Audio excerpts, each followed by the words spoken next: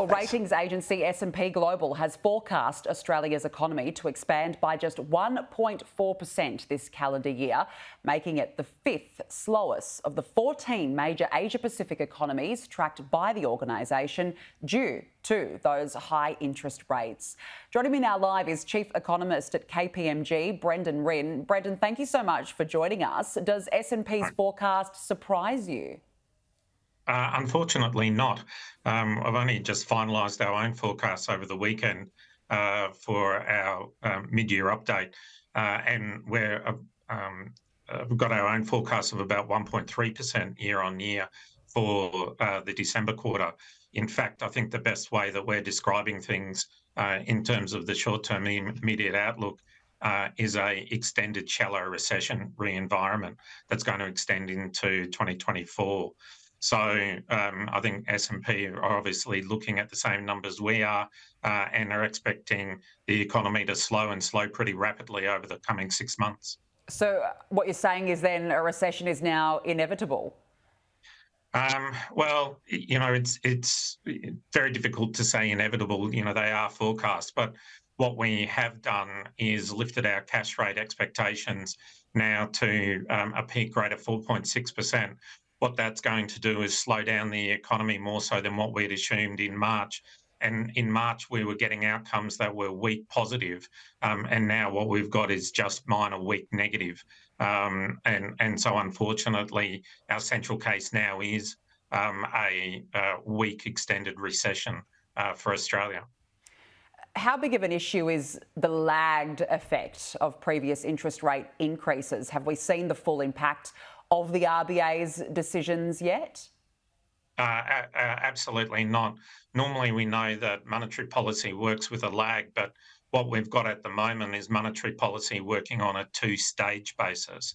And then what that two-stage basis is that we've still got a large proportion of Australian mortgage holders that have yet to feel the full effects of the previous interest rate rises.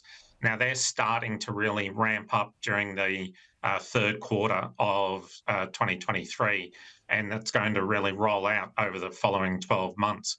And so households, while they're now starting to adjust their spending patterns, and our anecdotal evidence from our client base is that spending just has stopped in the last few weeks, and that what we'll see is not only consumption expenditure slow down on a per household basis, in aggregate form, it should hold up a little bit because of the number of net overseas migrants that are coming into Australia, and they come in and spend a lot of money in setting their households up. But nonetheless, what you're now starting to see is an accelerated slowdown in housing investment that's going to be reasonably protracted. That's then going to flow into a slowdown in business investment later this year and into next year. And consequently, you get this marginally negative GDP outcome on a quarter-on-quarter basis for the next few quarters. Yeah, not good to hear that there's more flow-on effects to come, that's for sure. Tomorrow, of course, CPI figures will be released. What's your estimate? So probably low 6% is what we're anticipating for May. And the reason for that is that you saw April actually tick up fundamentally because of a statistical anomaly associated with what happened when the fuel excise was cut by 50% in April 2022. Now, when you look at the index numbers in that, those index numbers sort of bounced back in May 2022. And in fact, what we've seen is a fall in retail petrol prices during May 2023. So that pressure coming from fuel price increases, that was just the statistical outcome in April, falls away in May. However, what we're also continuing to see is increased pressure on rents.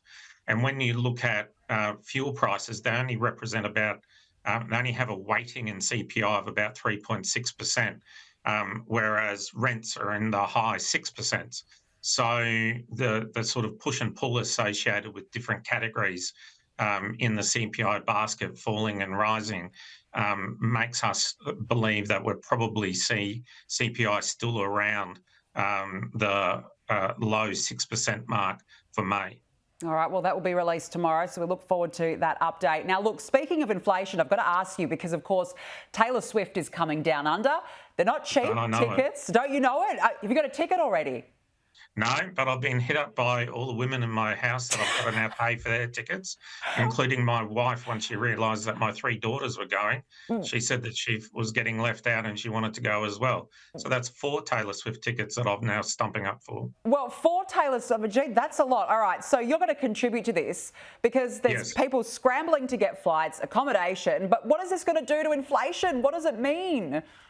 Yeah, so in theory, I'm not anticipating it to have much of an effect for the reason being that when Taylor Swift concerts are coming, the economy is probably going to be a bit weak at that point. So the domestic tourism effects shouldn't start to cause price increase too much during that period.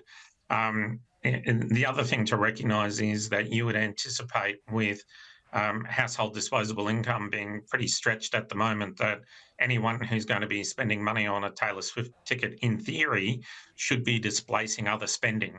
And when you look at the recreation and cultural service element within CPI, it's got a lower weighting than, say, women's garment spending. However, if while I say this all in theory, in practice, I also know that not only am I going to be paying for 4 Taylor Swift tickets, I'll also be paying for 4 new pieces of clothing for everyone to be going as well. So, yes, in theory, I'm anticipating it not to have too much of an effect. In practice, it may have a little bounce, but not too much. Yeah, perhaps a little bounce on the household budget, but not necessarily going to shake up inflation, maybe shake it off, perhaps. Yeah, Brendan. very good. Yeah, very good. I'd like to say that I know the lyrics, but I don't. Thank you. You do. Secretly, you do. Brendan, good to speak with you. All the best. I'm going to the Blink-182 concert instead. Oh, there you go. All right, you've chosen that one. Well, good luck with those 4 tickets, Brendan. Okay, thank you. Thank you.